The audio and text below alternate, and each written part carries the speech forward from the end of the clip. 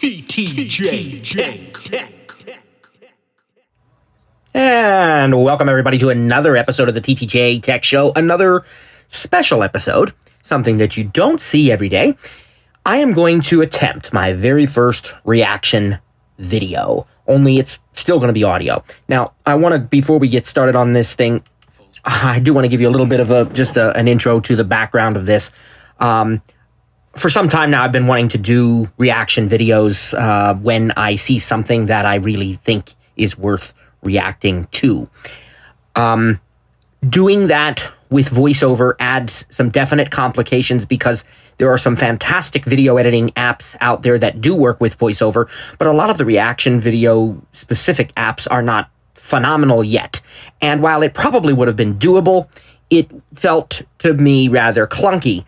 Now, certainly I have sighted family, praise God, my wife and my kids, and I do want to include them in my videos. You know, second to Jesus Christ, second to God, the family that he's given me, my wife and my son and my daughter, are the most important thing in my life. And you need to see them. They deserve to be in the video. So we will do some of that. And they may even help me with a reaction video sometimes so you can actually see my face and see the video just like a traditional reaction video. But in this case, I thought to myself, you know, this is something I can still do independently. So why don't I just do it the way that I would do any other one that we've done so far? And that's what I felt, you know, led to do. I felt God lead, just do what you do. And so you're going to be hearing the video to which I'm reacting, but you're not going to see it, okay? The name of the video, if you do want to search it, is How Apple Just Ruined the M1 iPad Pro with iPad OS. I think that's the exact name of it. Let me make sure that's the exact name of it here. Okay. How Apple Just Ruined the M1 iPad Pro with iPad OS 15. When I saw this, I must admit that right away I was rather biased against it. But in no way is this meant to be a criticism of any person, anyone's character. I don't dislike anybody. I'm not, you know, attacking anybody.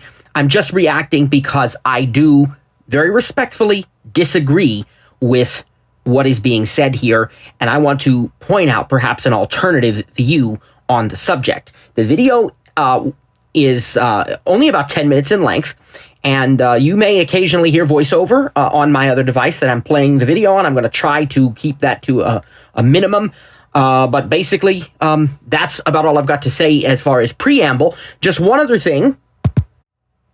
We do want you to remember to please leave a like, subscribe to the channel if you've not already done so, and then don't forget, my friends, to please hit the bell. See, when you do that, you'll begin to get notifications, and you'll never miss a thing when we upload a video.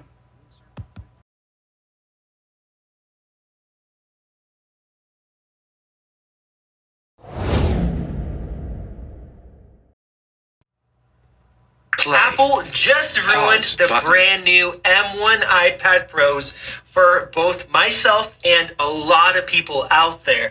And for those of you guys that watch WWDC like I did and were really disappointed, there's also a couple very sneaky things that they included that makes me wonder, will this ever be a laptop replacement? So okay, all right. So right away in the preamble here, again, God loves this person. He is a fantastic person. I've watched a lot of videos. I have a lot of respect for him, and there's a lot of great videos. And this is probably a great video, but I disagree with the content, all right? Not the character. Please remember that, okay? Not attacking this guy.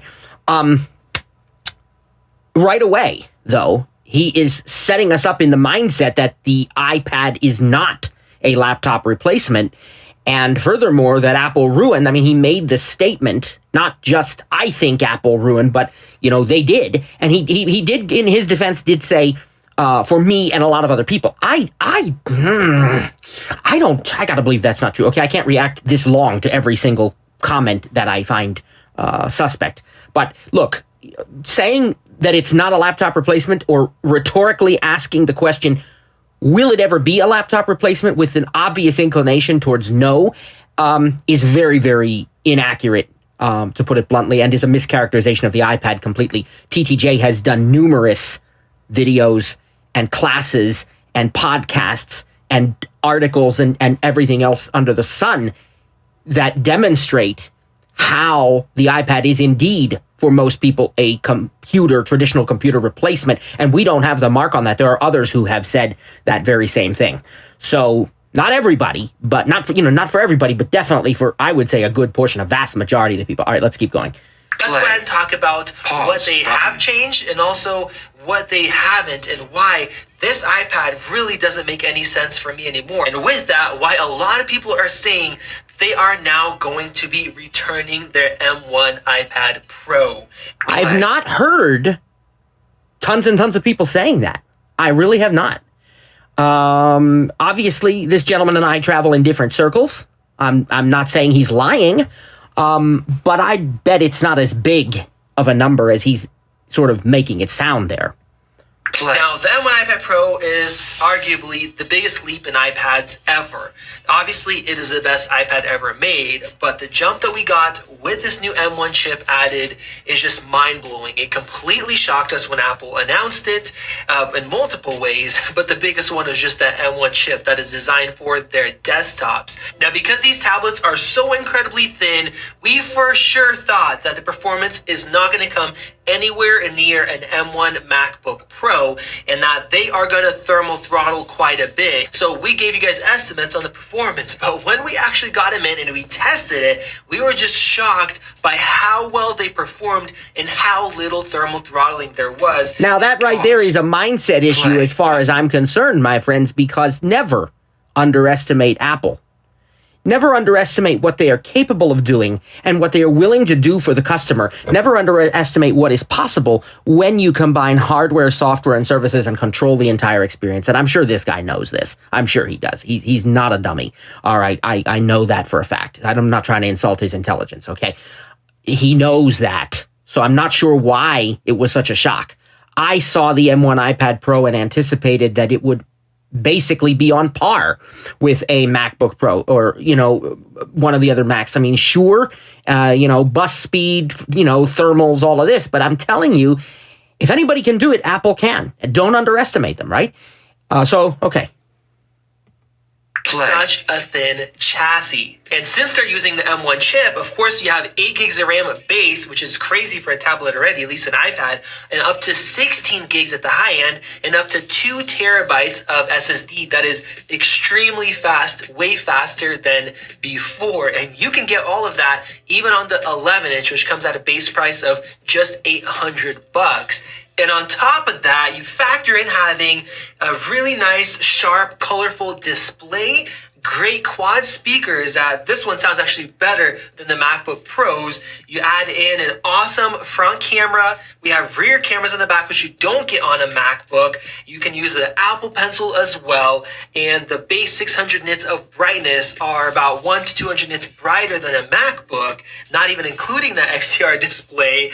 And then you grab the XDR display in the larger model right here, where that screen is just so amazing when you're watching movies with deep blacks. It just looks stunningly good. So you take all of that, you add that value, then you get yourself a Magic Keyboard that works incredibly well, although it is expensive.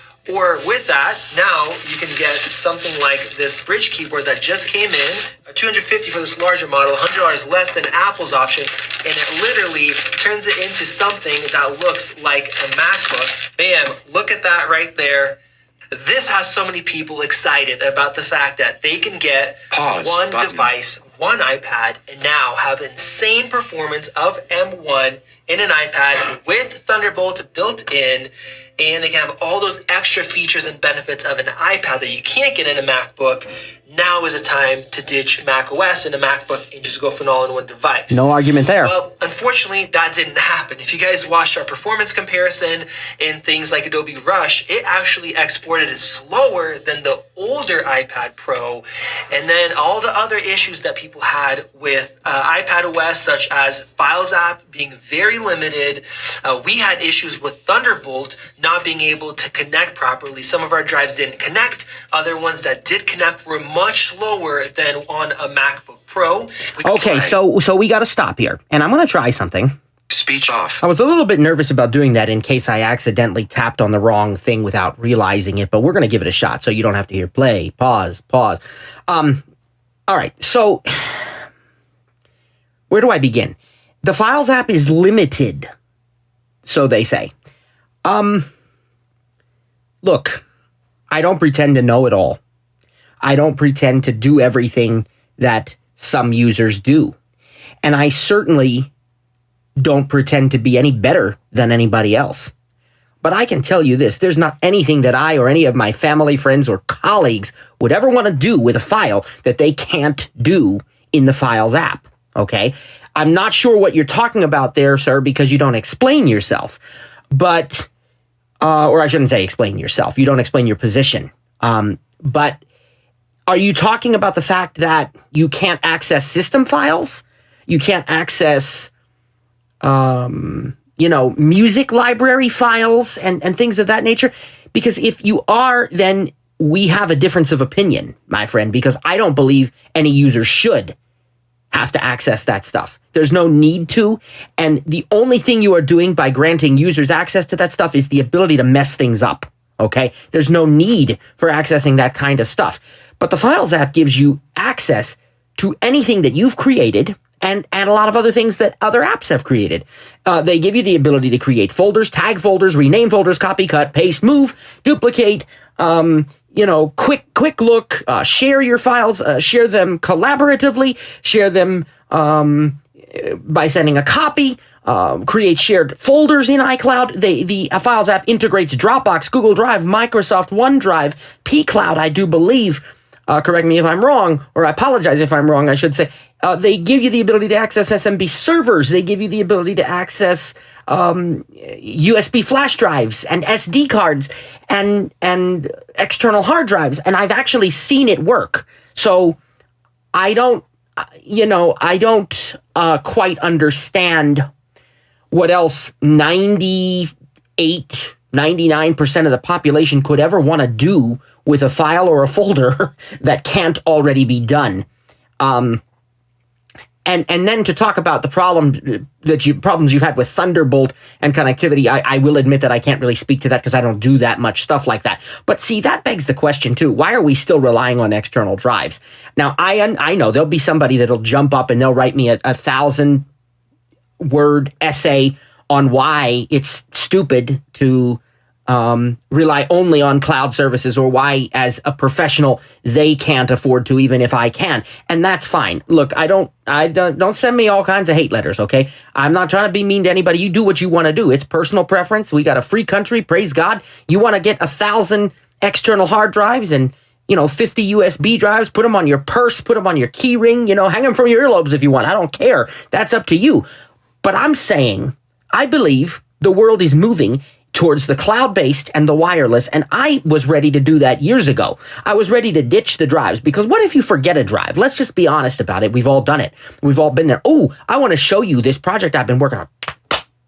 Nuts, I don't have my drive with me, or I brought the wrong drive, or it didn't copy properly onto the drive, or the drive dropped onto the floor and cracked, because I didn't spend the extra to get one that they drove a truck over. So I'm not, I understand there are valid reasons, and again, I respect that, but I have not been a fan of that for years, and I've been ready to move on, and I do everything by, iCloud. Praise God, I got 4 terabytes of iCloud. I am, praying and banking on the fact that by the time I get, 3.5 terabytes used, Apple will have again, built up their server farms to the point that maybe they can offer me 6 or 8 terabytes by then. And, so I do that. I do wireless file transfer, AirDrop, messages, mail drop. And if I have to, for certain users, though I'm loath to do so, or I prefer not to do so, but I can even use Google Drive and Dropbox. So, yeah, let's go on. I also found no differences at all between 8 gigabytes and 16 gigabytes of RAM on the iPad Pro. And we did a bunch of different exporting tests, productivity tests.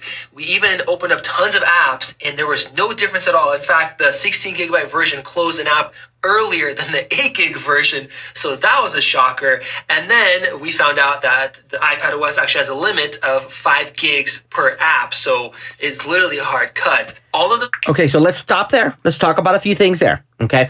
First of all, on everyday stuff, you shouldn't see a difference between 8 and 16 gigabytes of RAM, not with common tasks, because the iPad is so good at doing what it does that you are not going to be complaining when you have 8. I'm using an iPad 8th and 9th generation here, and that has 3 gigabytes, and praise God, I've never had any issues. It doesn't even get hot, and it does what I need it to do. It exports videos, rendering them in 1080p HD. I could render a 4K if I wanted to. I don't want to, do that typically because for me, it just doesn't make a lot of sense, the kind of stuff I'm recording. But certainly, it's doable. I edit audio. I edit, my family edits photos, and we draw, and I do all kinds of productivity stuff. Surfing the web and stuff also is a very, very, very mild task. Surfing the web, you shouldn't see, regardless of what you do. But my kids game on their devices. This is not a reasonable thing to expect unless you are really pushing it to the max, which I think he was doing, and he kind of said that. But if they are pushing it to the max, then again, they're also in that niche, like 0.25% or 0.1%, or I'll even give you 1 to 2, 3% of the population. They are in that group that is the Steven Spielbergs and the Ron Howards and the NASA engineers who, yes, probably do need something a bit, higher end in order to complete every single task that they want to do. They are not in the vast majority of the population. And what I don't want people to be misled into thinking, hey, I want to make a video. It's not the 3D version of the next Lord of the Rings movie. It is, vacation highlights. Yeah, it's going to be long. And there's going to be a lot of effects and stuff, but it's not, I'm not going to have to render multiple 4K streams simultaneously. It's a vacation from the beach, or it's a video for church, or, a promo video for my business. And I don't want you to think you can't do that on an iPad, because you can absolutely do that on any of Apple's current iPads, and even the iPads from last year or the year before. So the big problem here is we are looking at results from when we're really, really pushing this device to the very, very max, which hardly anyone will ever do. And then the final point, which I'm glad that he made, he recognized and understood, or learned, whatever he said, that there was a limit on the number of, on the amount of memory that a particular app can use at any one time. And this is done, I believe, I can't speak for Apple, but I believe it's done for a good reason. It's done to ensure that everything else continues to work quite well. So your multitasking, your other apps, your push notifications, everything that continues to run in the background isn't struggling, because there's still plenty of RAM left over.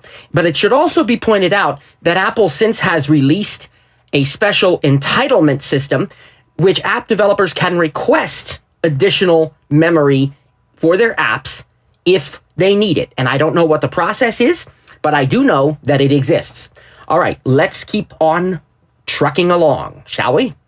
Issues and limitations had a lot of reviewers, including us, kind of just scratching our heads saying, yeah, this thing is insane. This is a perfect laptop replacement, has the performance, but the software is just so limiting, and we're not really getting anything new. And I said that, when was the last time your iPad Pro was too slow, given the things you could do on it, the older 2018 version even, where you say, hey, I need it to be faster. It's all software limited. And all of us were saying, wait for WWDC, wait for Apple to step up, wait for us to get pro apps such as Xcode and Final Cut. Maybe we're going to get new updates for the Files app to make it a lot more usable like an actual Mac. And in reality, Apple didn't give it to us. And I think the iPad OS portion was probably one of the biggest disappointments out of the whole show. Now, yes. Okay, so here again, I just can't tell you what a mistake I think it is to go and talk about the Files app in a negative way when the vast majority of users have everything they would ever possibly want to do and more. Yeah, there are certain things that, I get it, okay, but it's not, I don't really get it on the other hand. And regarding this overall statement too, there's something else to keep in mind, which again, he knows this. He should know this, and I believe he does.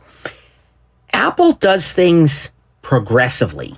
Okay, so they don't. I mean, there are exceptions to this, like releasing a MacBook with a 20-hour or 18-hour battery and really incredible stuff. But they also don't. They don't just roll features out until those features are ready. Okay, so a lot of people said, basic iPhone back in 2007. Well, it can't even copy and paste. No, it couldn't. Others could, but they were terrible at it.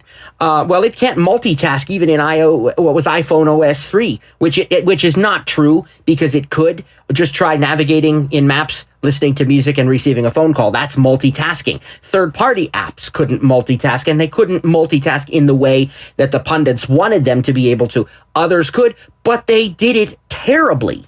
Okay, they did a horrible job of multitasking, and Windows machines still to this day do a horrible job of multitasking. The Mac with Intel wasn't even as great at it as we had hoped it could be. Now the M1 Macs are, because finally we've got a processor that's worth something, but these other ones just weren't good multitaskers. So what's the point of releasing something if it isn't as good as it can possibly be? And Apple knows that.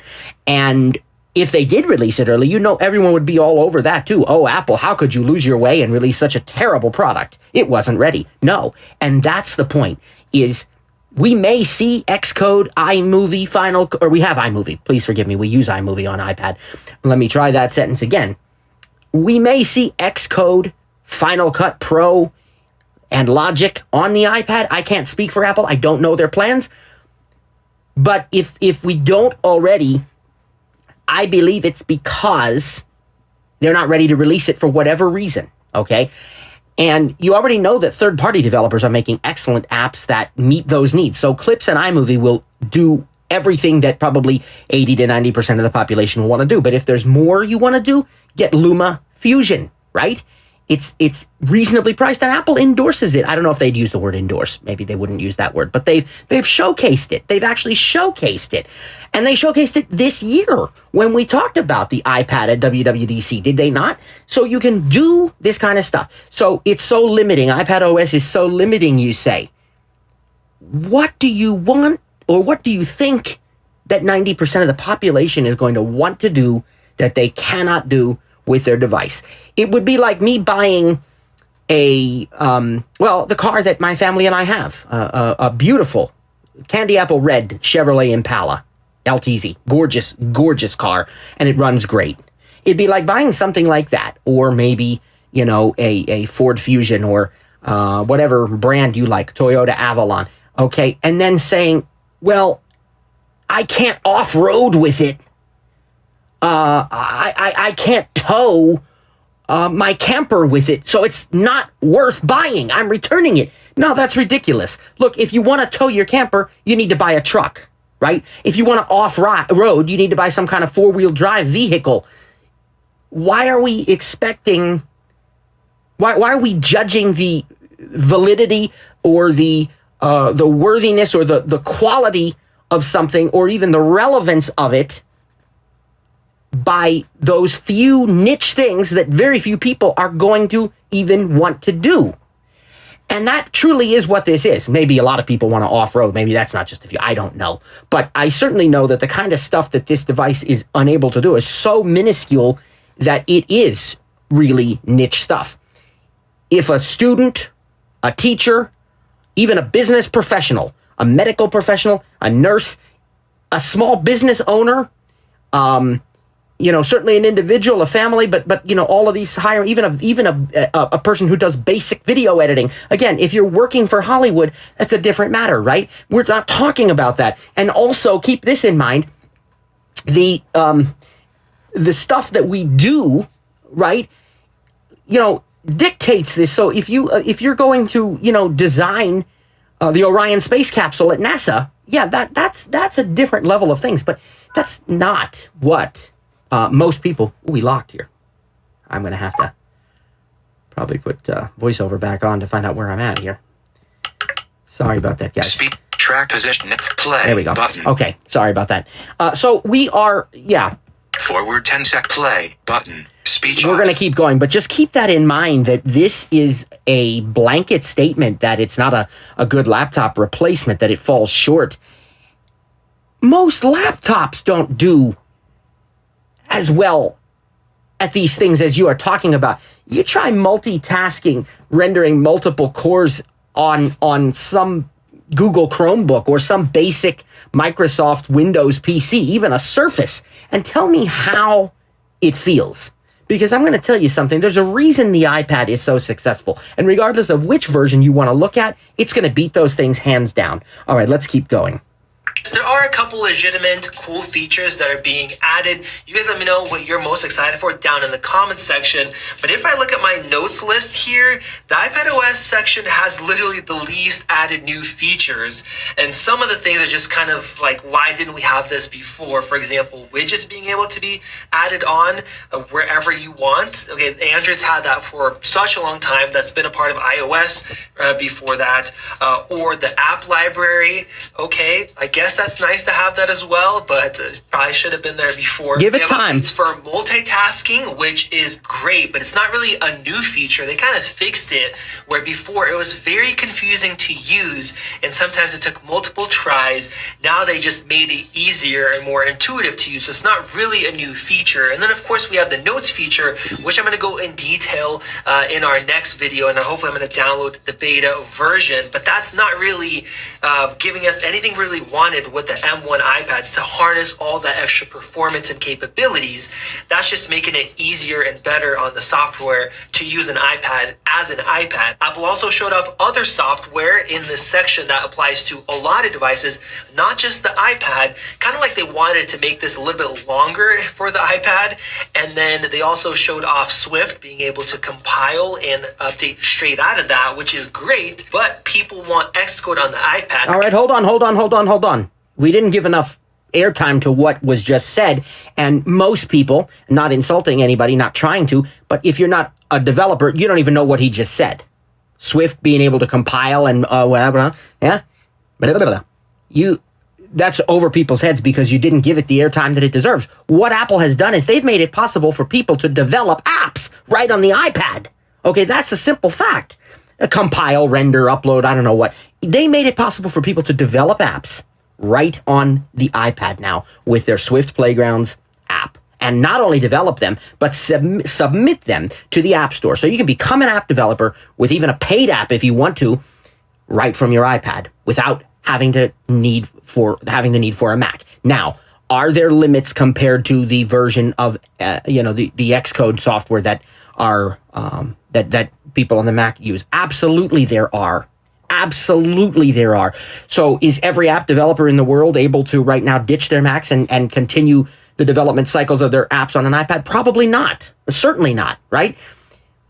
Will that ever come? Well, I can't answer that. But why don't we look at some trends? Here, okay? When Apple released the Apple Pages app for iPad, it paled in comparison to the version of Pages for Mac back in 2010. As time has progressed, it has come up to be on par with Pages for Mac. Maybe one or two tiny little things here or there that are better done on a Mac or need to be done on a Mac, but they're so minuscule that it's really not in the majority of users. It wouldn't be something that you'd go out and buy a $2,000 computer for. I know you can get a Mac Mini for $600-700, but then you got to get the peripherals if you don't already have them, and you're really changing your work patterns if you like the working on an iPad. And I don't think most of these things would be that way. If you couldn't do it yourself on an iPad, you'd probably find somebody that could do it, or you could pay a graphic designer $50 an hour for a job that would take 10 minutes, and you have spent less than a tenth of what you would spend on that Mac. I'm not saying the Mac's not a good computer. I've said this in other videos, and the one we just did. Mac is the best traditional computer in existence. I'm not arguing for ditching your Mac and only using an iPad. That's what I do, but I'm not, saying that everybody has to do that. What I'm saying is don't sell the iPad short by using these terms like limiting, by putting it in people's minds that they still need a traditional computer, because the vast majority of people do not. And furthermore, to continue with my example about Pages for iPad, because I didn't really finish that, I wrote a book about the Titanic in 2012. We're going to have a book discussion on it here coming up in April, and we'll have more information about that. Some of the TTJ Science Show will be about that coming up. Anyhow, I wrote this book in 2011, 2012, and could not do it all on the iPad. First of all, Pages was not as accessible with VoiceOver then as it is now on the iPad. But secondly, you had to have a thing called iTunes Producer.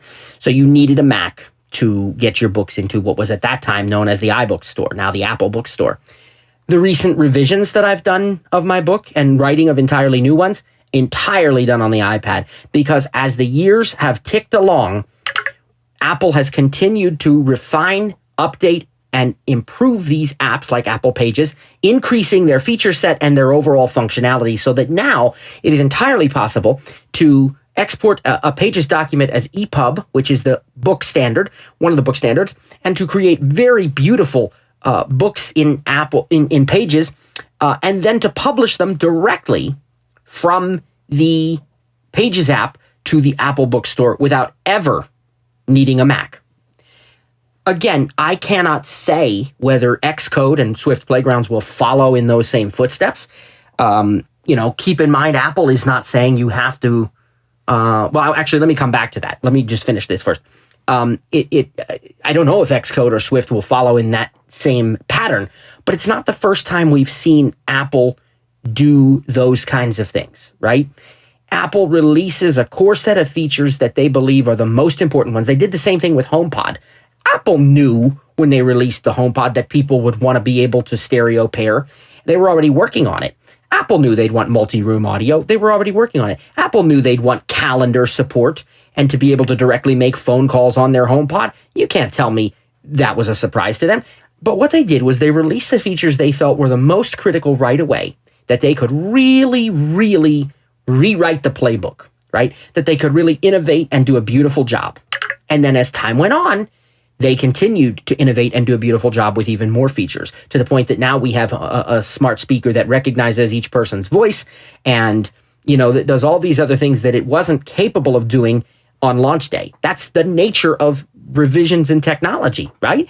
And Apple is bigger about that than a lot of companies, because a lot of companies will just release stuff because they, feel the customer wants it, and it's not ready, okay? And so we've seen this with Siri. We've seen this with just about everything that Apple has done in one way or another.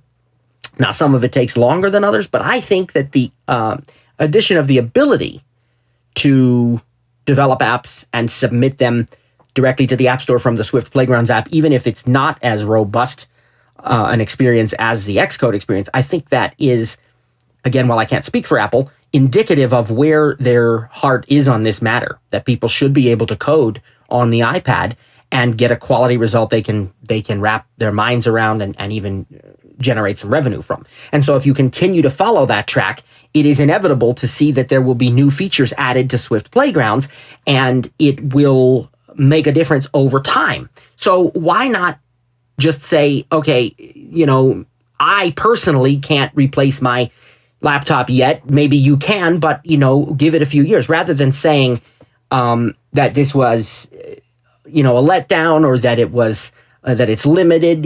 Just the wording that we choose is going to really influence a lot of people here, and I think it's going to influence them in the wrong way if they don't have a balanced understanding of this. Because 99%, I don't personally know in my circle of family, friends, and coworkers anyone who absolutely would have to have a traditional computer, Mac or PC. Maybe my son would be the closest one, because he games on the Microsoft platform, and he does a lot of Xbox stuff and that kind of thing. It's not that the games are not capable of being run on the iPad, but it's just the way things are. So yeah, I would not, anyway, let's go on.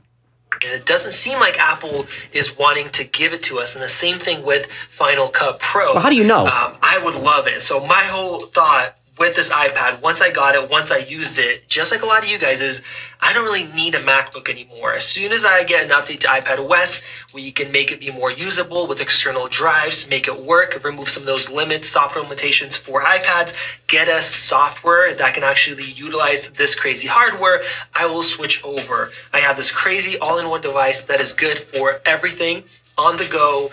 It's productive. You can do entertainment, play games, touchscreen on there. Excellent machine, all in one. That's all I need now. But Apple obviously does not want us to use this as a MacBook replacement. And the proof of that is when Dion, hand it over. Got an ad, guys. Now, how does that make Speech you on. Add in verticals selected. Skip ad. they took Selected. this thing Speech out off. and they showed off the update to where you can actually switch your cursor from your Mac and scroll it to an iPad that is sitting next to it, and then do your iPad things on the iPad, and then bring it back into your Mac to do the Mac things, either the MacBook, or then you can bring your MacBook next to your iMac if you want a larger screen. So what Apple wants you to do is not replace your Mac with an iPad. They want you to buy this iPad, which this one right here is about $2,000 for this package. It goes even higher than that.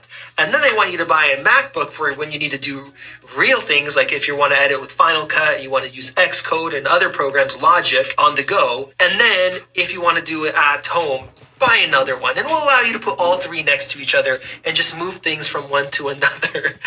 Okay, except that they don't. All right, so he almost had me there for a moment until the last little part of that, whatever you want to call it. So probably the most valid thing that I've heard in this entire video so far is that Apple is not trying to make the iPad a computer replacement. And the proof of that is not universal control, the feature that he's talking about that allows the iPad and the Mac, you continue to move the cursor from one to the other. The proof of that is not universal control. The proof of that is Apple's own statements on the subject, right? Okay, so in interviews, Apple's executives have actually said, look, we aren't trying to make you choose, okay?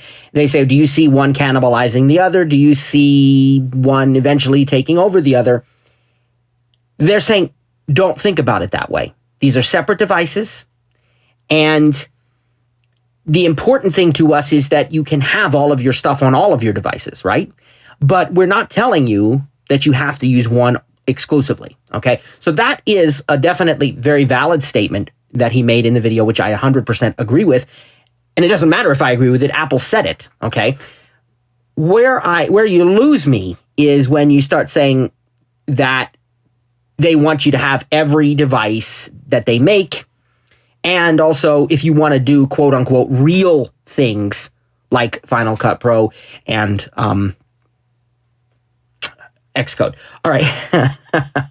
All right. So first of all, they want you to own every device. Well, in a capitalist society, good business practice, sure, they're not going to complain if you decide you want to buy a Mac Pro, an iMac, a MacBook Pro, a MacBook Air, an iPad, an iPhone, an Apple Watch, an Apple TV, 3,000 HomePods. Of course, they're not going to complain. That's business, okay? But they are not telling you that that's necessary. And I don't even believe that's where their heart is. I don't believe they care about selling the most products. I believe, as they've said themselves, they care about doing the best, enabling people to create, to learn, to play, to work, to communicate and to express themselves in ways they never before thought possible. And if that means having 3 devices, then fine. If it means having 1 device, that's fine too. Here I sit with 2 iPads side by side and an iPhone in my pocket. Apple didn't tell me I had to do that. That's the way I chose to do it. Not because I couldn't do it with 1 device, but because I like what having multiple devices gives me. And I like the integration of hardware, software, and services that makes it so that no matter which device I pick up, I have my music, movies, TV shows, books, documents, presentations, movies, photos, videos, calendar, events, contacts, the list goes on and on and on and on and on, okay? So it's not that Apple is wanting to force us into that position by limiting the devices, okay?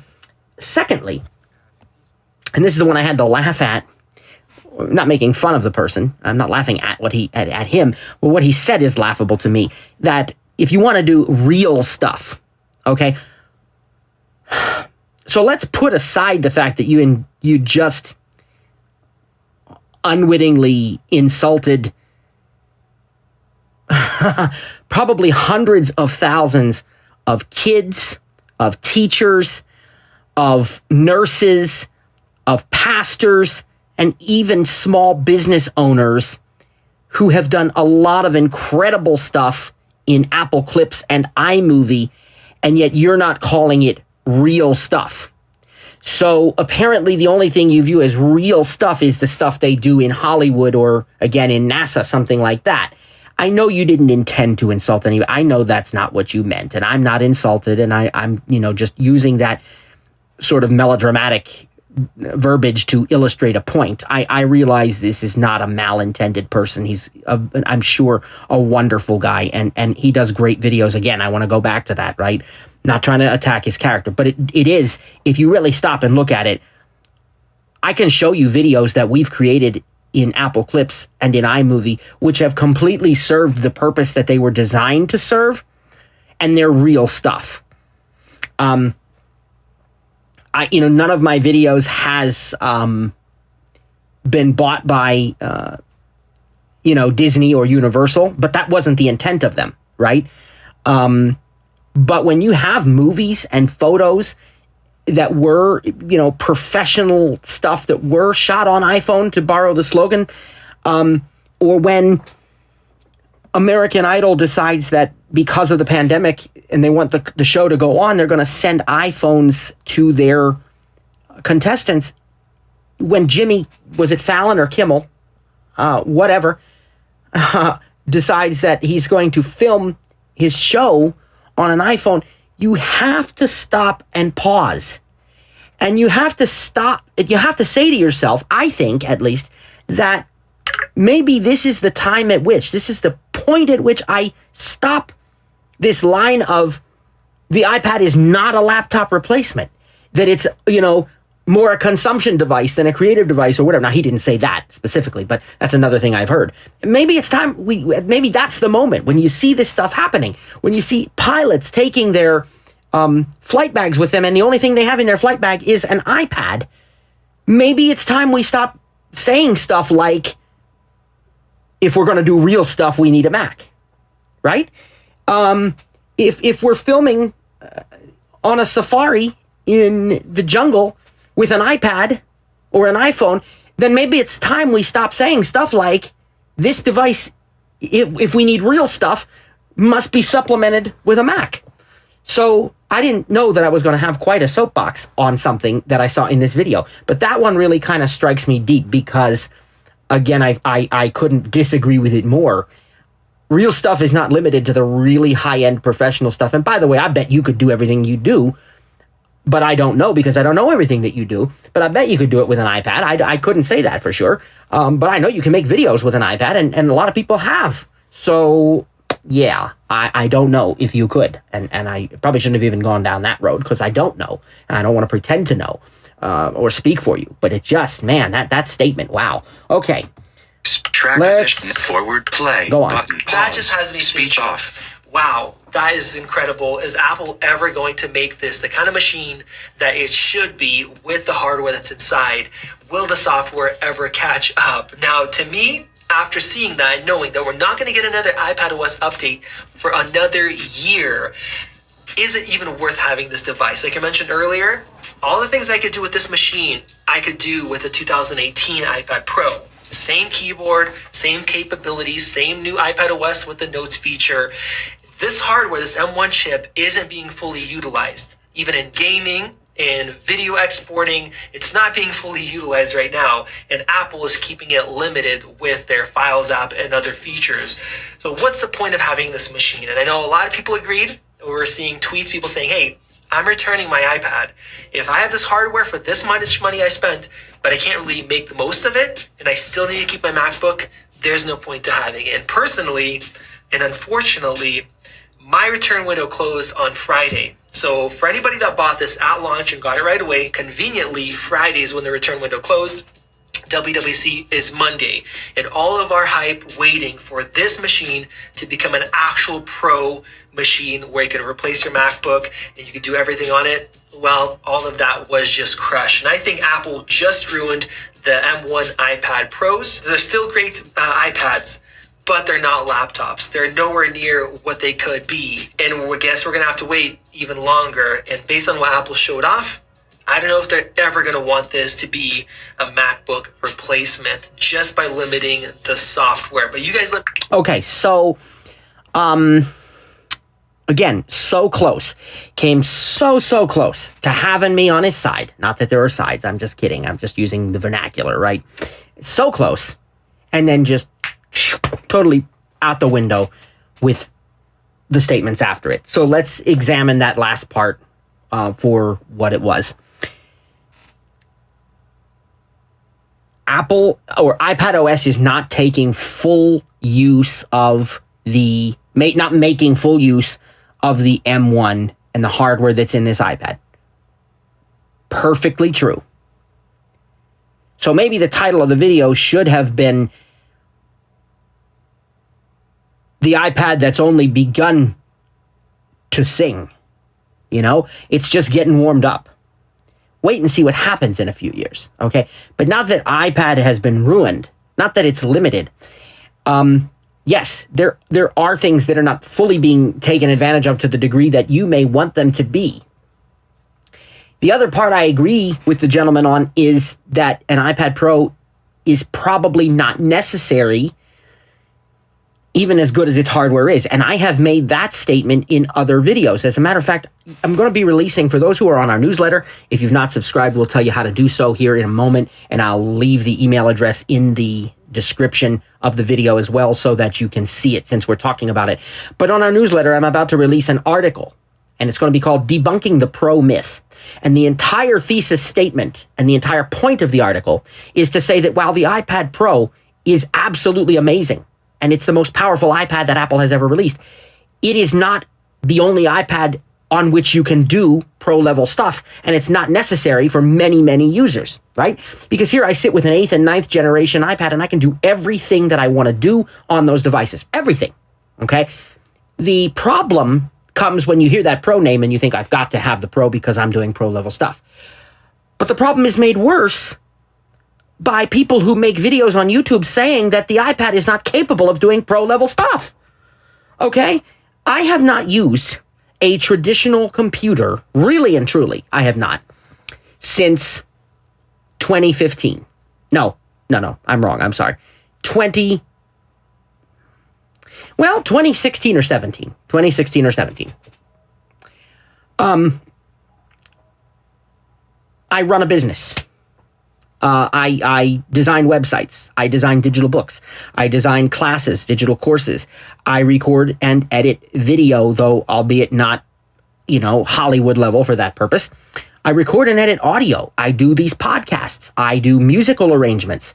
I take these devices when I'm singing. I take them when I'm preaching at church.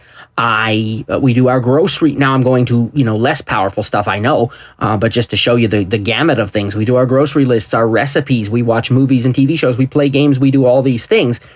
But focus, if you're trying to get the thesis of this, focus on the part where I said I run a business, right? I edit audio. My family has edited photos. My family has edited photos on the iPad. They've made logos and created design type things. I've got to respectfully disagree that it doesn't do pro stuff. Okay? That's just a mistake. Okay? And again, no attack intended at all on the person, on the character of the person. I am sure that he's a phenomenal gentleman, and I really and truly, I'm not being sarcastic, I honestly wish God's blessings upon him. But you can be a fantastic person and still be wrong. And the stuff that he is saying in portions of this video are just flat out not true. He's not lying. He believes it. But it's a mistake. Maybe for his business, it doesn't work. I'm not clear on why, but again, I don't know what he does. But it doesn't work. Okay, that's fine. But if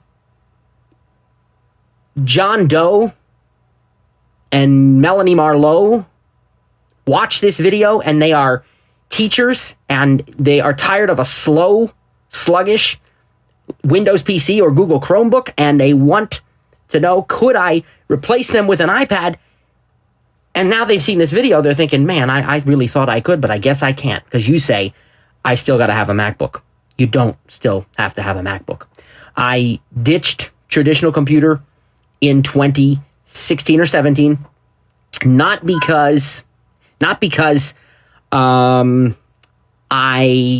felt I had to, not because I wanted to prove a point, but because the more powerful that the iPad got, the more I was doing with my phone and my iPad, the less I saw need of the computer. And what it became was that the iPad had the added benefits of being this very, very personal, up-close device that I can literally touch the content and interact directly to it. And it feels almost human in some weird way. And I don't mean that as any kind of blasphemous thing or anything, but it really does. It feels almost human, which is not something that any traditional-looking computer will ever do. And this device is the device that I can hold up close and I can turn it down when everybody's sleeping and I'm still wanting to watch something, or better yet, when they're watching one show and I choose to watch something else, which usually doesn't happen, we typically agree, but every once in a while, I can hold it right up to my face and my ear and I can almost, snuggle the thing. I'm being a little bit weird, I know, but you know what I'm saying, okay? So this is the device that I said it is that way, but it also is powerful and functional and feature-rich, and I can do everything that I want to do. And so as time went on, that became even more and more so. 2018, I got the 6th generation iPad. I have gotten Macintosh systems since then, but only because I was led to believe I needed them, or because, in one other case, because I'm Apple certified as a Mac OS associate and Apple certified associate in Mac OS, and I wanted to be able to continue to teach that. Every time I have bought a Mac, what I find is, yes, it's a great machine. And anytime I use it, I say, boy, this is a joy, but it's not the device I choose. And what ends up happening with every single Mac that I've gotten, and you can watch the previous video, which was TTJ and Stir It Up collab. And Trainer Cliff and I had a little, gab sesh. And you'll hear us talk about the technology that we use and the technology that we don't use.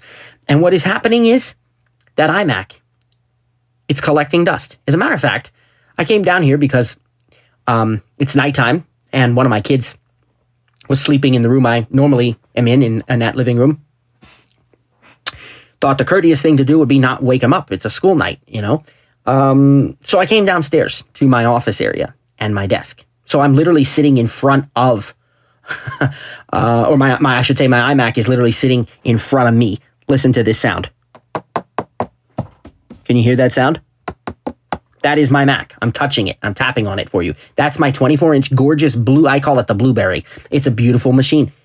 It's turned off or it's in standby. I don't even know what it's doing because I didn't come down here to use it. I brought my 2 iPads down here. I'd rather work with 2 iPads than 1 Mac. And I wouldn't have been able to do everything on 1 Mac anyway, by the way. I'd have still needed a secondary device to do this the way that I'm choosing to do it.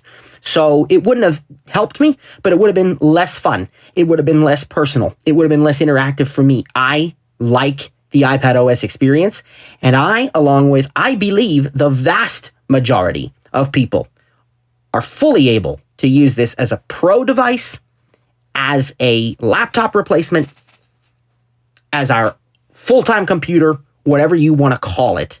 I am able to do that.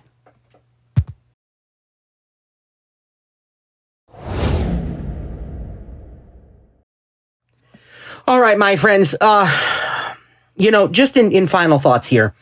Again, I really hope nobody's mad at me. That's not my goal here. I hope that you feel I did this in a positive way, not in a negative way. I know I got a little bit excited there at times, but I don't think I got mean.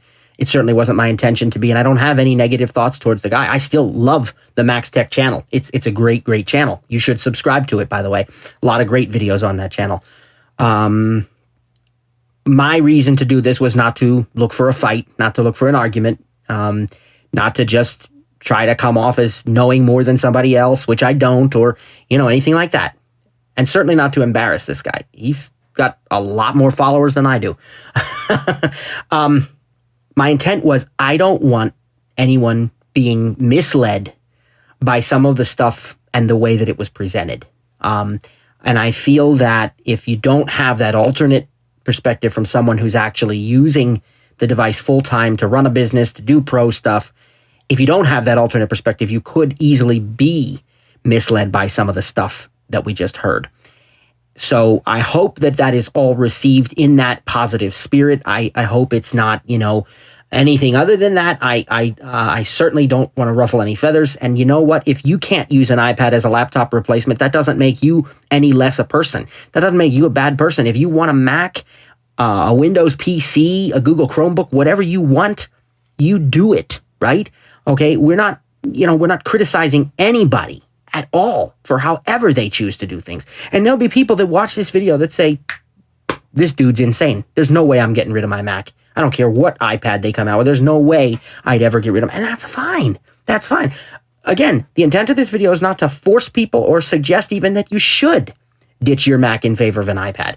It's to tell you that you can, if that's the path which you might be choosing to consider to go. So, with that said, I really do want to thank you for watching or listening to this reaction video. I hope you enjoyed it. Something new for us. I'd like to do more. They're a lot of fun, and they won't all be disagreeing. I'll do some where I react to things that I fully agree with and really, really love too. But if you'd like to see more reaction videos, let me know in the comments, and let me know what you think of one where you couldn't see it, but you just heard it, right?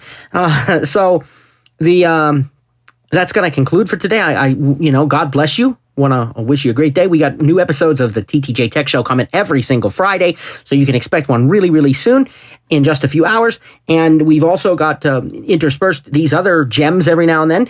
And, we're going to have TTJ Family Talk episodes and episodes for the TTJ Science Show coming up as well. By the way, my friends, if you would like your tech question to be featured on our TTJ Tech Show, please send an email to techshow@ttjtech.net. That's techshow@ttjtech.net. We'd be happy to answer that question if it's reasonable to do so on our show, if it fits in. Certainly we reserve the right to not, but if it fits in, we'll do it. So once again, I want to thank you so much, everybody, for joining us today on the TTJ Tech Show. Matt Volberg coming at you from TTJ Tech at www.ttjtech.net. Thank you so much. God bless you. Take care, everybody. We'll see you next time.